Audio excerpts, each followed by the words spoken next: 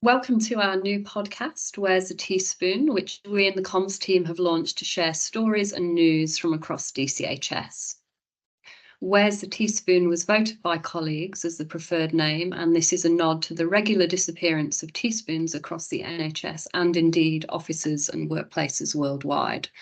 It also hints at the informal nature of this new podcast. It's not going to be a channel for sharing strategic updates or operational priorities. It's about you, our colleagues, and your stories. Where's a Teaspoon will be hosted on both Spotify and YouTube with subtitles, and both links will be shared across our social media channels and in the show notes. An episode will come out on the first Friday of each month, so please subscribe and follow the show. If you have an idea for an episode, please visit the intranet page on my DCHS and submit it to the comms team. We'd love to hear from you, and we really want to share the stories that matter to you.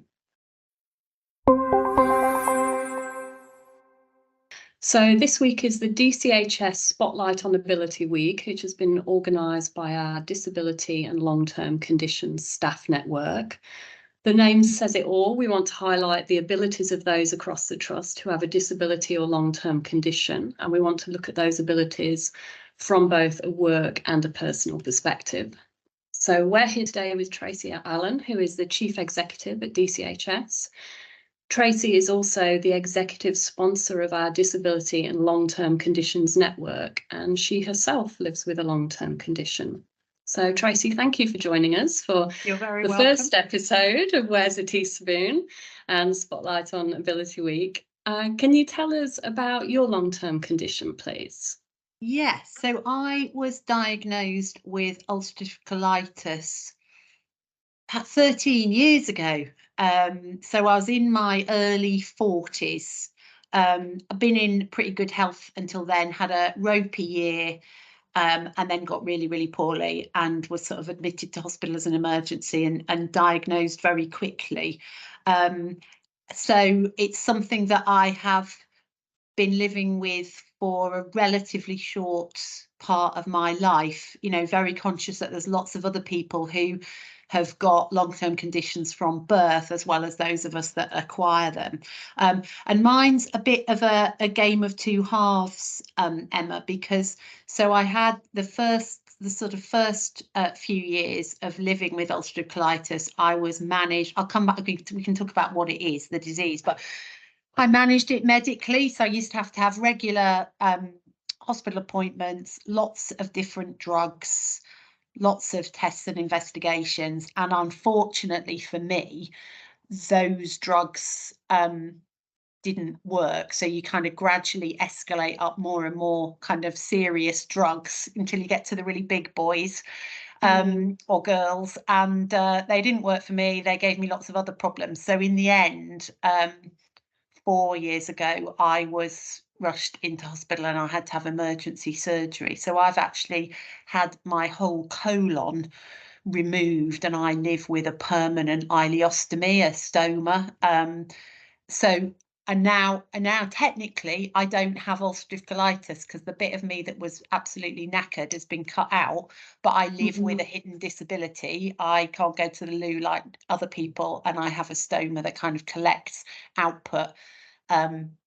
And I can't live without all the accoutrements that go with that. So it's been, it's been quite a challenging few years. And I've got experience, as you say, of managing a condition that flares up and down, that you have to have drugs, that you have complications, and then now much more stable physically, not on any drugs, but have this disability that I will live with for the rest of my life. Yeah.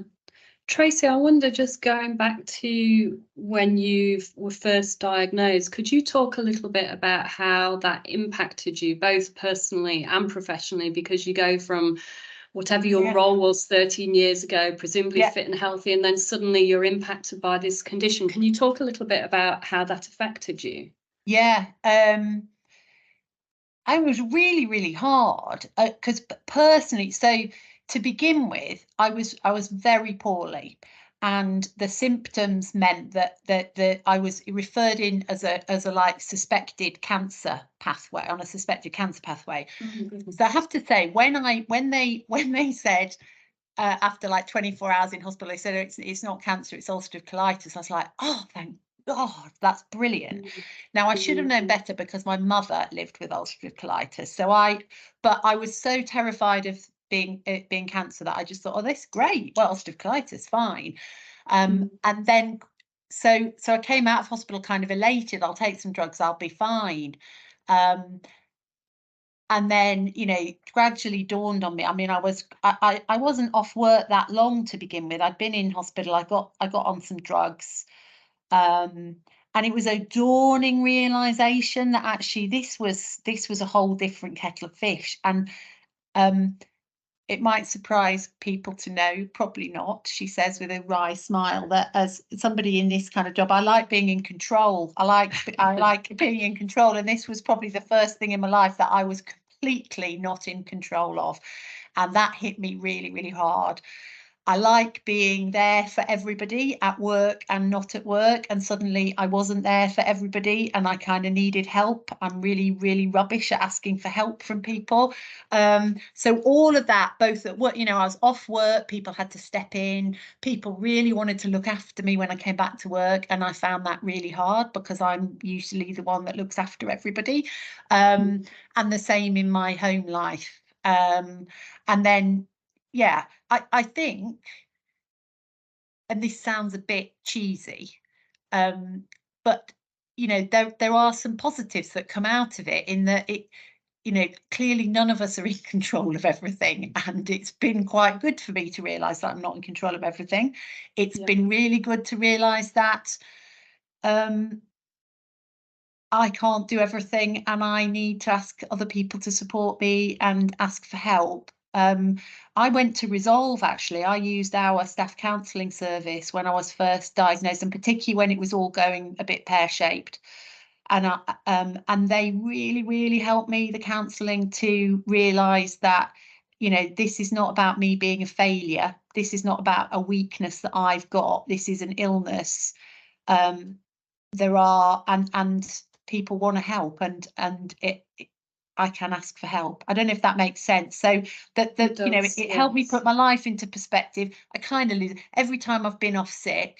I think, oh, you realise what's really important. I'm not going to let myself get stressed at work. I'm going to take really good care of myself. I know what the real priorities are now. Come back to work, and within about 3 months, I've got much less good at remembering that I'm not going to get stressed and I'm going to take better care of myself. But I think I'm a much more well-rounded person, and I'm better at managing my energy and asking for help from other people than I was before I had it. Yeah.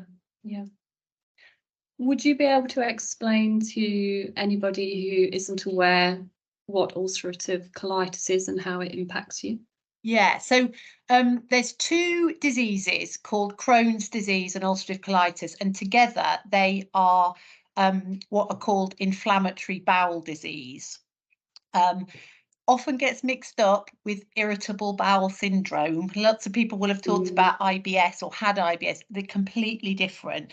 So inflammatory bowel disease, it's more technical than this, but the difference is in between Crohn's and colitis is that if you have ulcerative colitis, the inflammation you have is in your colon, which is the large intestine. If you have Crohn's disease, you can get inflammation through your whole intestinal tract, from your mouth right through your small intestine and your large intestine. And essentially, it's like an autoimmune disease. So your body decides that something's going on that it doesn't like in that colon, in my case, and it attacks it. And so it gets really, really horribly inflamed. And in my case, you get a lot of pain, you get loads of diarrhea, you have urgency in needing to go to the loo, and ultimately you get ulcers in your colon. So you lose a lot of blood, and the colon, or any bit of your intestine, if you've got Crohn's disease, can get so inflamed that it can burst. you know, and you get like toxic, a thing called toxic megacolon, which sounded utterly terrifying when they first told me about it. So you have those impacts. So it's all to do with a thing that we don't find easy to talk about anyway, which is like going to the loo. And it's all wrapped up with embarrassment and shame, but essentially hideous diarrhea, loads of pain, losing blood, being anemic. And then it affects lots of other things. So you're terribly tired because your body is fighting itself. And there's a lot of what are called extra intestinal symptoms. So you can get inflammatory arthritis, you can get skin inflammation, it can affect your eyes.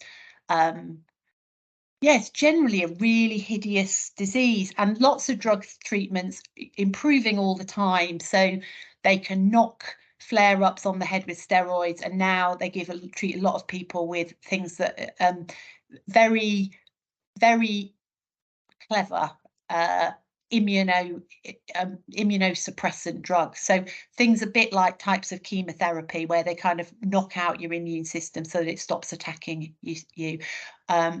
So yeah, inflammatory bowel disease, not irritable bowel syndrome. Yeah, an important differentiation there. So it's often described as an invisible disability, and you mentioned there to do with the shame and embarrassment that can come from that topic. And I know there are a lot of calls at the moment to increase visibility and encourage those discussions about the condition. And I know here in DCHS we do want to highlight the ability of all our staff who live with disabilities and long-term conditions and make them visible. That's what Spotlight on Ability Week is about. How do you think we can best do that? How can we all start playing a part in helping that to happen? What a good question. So yeah, I think Crohn's and colitis themselves are definitely long-term conditions. And when I had ulcerative colitis, I didn't think of myself as having a disability, but I definitely thought of myself as having a long-term condition. Since I've had the surgery and I live with a permanent stoma, I do consider myself to have a disability, and that's not everybody that has a stoma does. I think technically having a stoma means you do meet the criteria. You know, I cannot live my life without a whole set of things that I have to take with me at all times. You know, I can't. So I do consider myself to have a disability. Not everybody does, and I think I don't want to speak for other people. And I know, you know, that there's 2 out of 5 of us across the workforce are likely to have a long-term condition at any point. And within that, a number of us will have disabilities that are not seen.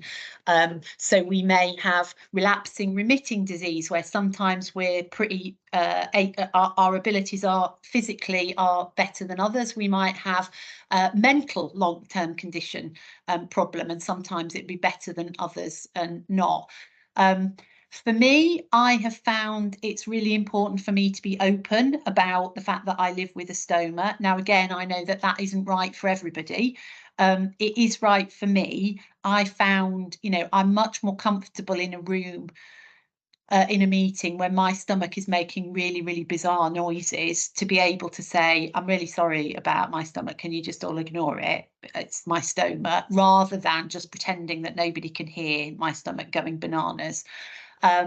So I've found it easier in my life to be open about it, and then I'm open about it personally, I'm open about it at work, and hopefully me being open about mine might help other people think, oh, well, actually, I'd like to be open about it as well.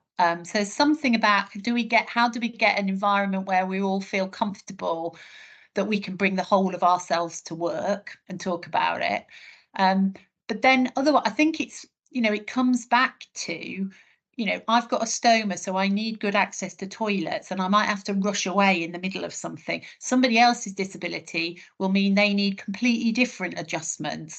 And I think at the heart of this is about every single one of us, particularly those of us that manage other people, getting to know each other as whole individuals and working on what makes sense for us, whether that's physical adaptations, whether it's working flexibly around how our energy levels are, whether, you know, it's not just disabilities and long-term conditions, it's carer responsibilities, it's other family responsibility. It's all about an environment where you take me as I am, which is Tracy Allen, you know, wife, mum of two, with this condition that means that most of the time you wouldn't notice at all. But I want an environment where I can feel comfortable to say I might need to do these things, I might need these adjustments, and we work around a personalised, flexible approach. Yeah. Tracy, I'm wondering, with your condition, and you describe it now as a disability, do you feel like it limits you in any way in the workplace and at home? And do you think in any way it strengthens you and empowers you? So both sides of the coin there. Yeah. So I wouldn't choose to have had ulcerative colitis, and I wouldn't choose to live with a permanent ileostomy. Having said that, I think I've already talked a bit about, you know, without sounding trite, I think it has given me different perspectives, and it has given me more patience with myself. It's helped me be kinder to myself. It's helped me ask for help. So there are some benefits to me. I think there are also benefits, and that, you know, I think my family see that. Probably a bit of a nicer person than I used to be, although still room for improvement, I'm sure they'd say. And at work, you know, again, I think it's proved to me I'm really strong and resilient, and I've overcome loads. I am really adaptable. You know, and I am really empathetic. I understand different perspectives because of my own. Not to say that there's any equivalence. So you know, I think that those of us who've got these challenges, we bring something to work and in our personal lives that we wouldn't have got if we hadn't had those challenges. And those are important strengths and skills and experiences for us to capture, particularly in the NHS, and to make use of. So for me, like as the chief exec, it's barn door obvious that we have to be better at this, because we're struggling for a workforce anyway. If 40% of us have got these kind of issues and we can't support all of us to make a full contribution at work, we're going to be absolutely buggered from a workforce point of view. And then secondly, that 40% of us have got a whole set of life experiences, skills, resilience that we can bring into the workplace to make our services even better than they are. So that's the upside. I mean, the downside, yeah, it's not great. I've loved being able to work from home a bit more and have less traveling, because in my case, I'm always thinking, well, okay, if I eat, then I'm going to need to go to the loo. If I have to get up early for a train to London, it's all a bit of a nightmare. I still don't really like being away from home, because sometimes bad things happen and I have a bit of a stoma disaster and it can be horrible. So it's sort of always on my mind a little bit. And that's wearing, and that takes energy out of me. On the other hand, I've tried to say, right, well, it's not going to stop me doing anything. You know, I jumped into a swimming pool as soon as I could, and I took a long haul flight as soon as I could. I've never been a big kind of outdoor camper, and because I think that would be a bit beyond me, but I didn't really do that before. So I've tried not to. I've seen people in the inflammatory bowel disease community who've had surgery and who've then their lives have been really impacted. They've found it very difficult to go out and do the things that they used to do because they're worried, they're embarrassed, they're ashamed if something goes wrong. I've really tried not to let that happen, but I can't say it doesn't impact me. I had a really horrific thing happen at a board away day last month, and it's the first time it's ever happened, you know, and standing there and we'd all had lunch and I just suddenly thought, well, that doesn't feel right, and kind of ran away, and I'd had a right disaster, and I could clean myself up and sort myself out, but actually I had to just come home because I had to get into the shower and change all my clothes. Now my team were great, and I could just discreetly say to the chair, I've got to go. And they were like, fine, don't worry about it. I want everybody in our workplace to feel that whether it's a physical accident like mine or a mental challenge that they've got, that they can say, I need to go off and sort myself out. And not be ashamed and embarrassed and worried about it, and not feel like they're a failure or any less of a person. Yeah. Thank you. Bit graphic, Tracy, sorry. No, I think it's so inspiring to hear such a personal story shared. And I suppose going back to that, how can we make it less invisible? Yeah. It often does come down to those frank conversations. So I really appreciate you sharing that. Across the trust, we do have a lot of our colleagues who are returning to work after time off with a disability or long-term condition. In terms of that return to work, it can be a challenge. There can be physical, practical challenges. There can be emotional challenges. How was that return to work experience for you? And is there any advice you would offer to our colleagues who are coming back to work from a period of time off? So I've had three sort of longer term kind of. My longest was 5 months when I had the emergency surgery and stuff, and it was all really awful. So how was it? I mean, I was very well supported, and I'm conscious not everybody is. I had good support from occupational health. Didn't always take their advice, and I would say to people, take their advice. My advice would be take your time, even if you feel better. And I can only talk about my experiences from a physical point of view. If you feel better, I had no idea how knackered I would feel coming back to work, having not been at work and having had all that kind of trauma physically. So I phased my return quite well, I think. And the team had been brilliant and had stepped in around me. It was like I'd never been away. That I found a bit difficult, because then I'm like, well, they've been fine. Oh my God, they don't need me. And so found a bit of balance there around, trying to talk to myself about, well, that's my job, isn't it? My job is to create a team who actually can survive without me. Nobody's indispensable. So I tried to take the positives out of that. And then you kind of realise that, of course, they've been fine.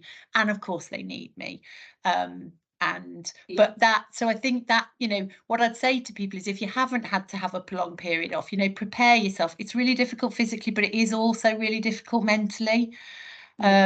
If it all went really well without you, then you might feel a bit of a spare part. If it was terrible without you, then you'll feel even more guilty. You'll feel guilty that they've covered for you. You feel guilty that you're not back up to full speed. You've just got to give yourself a break.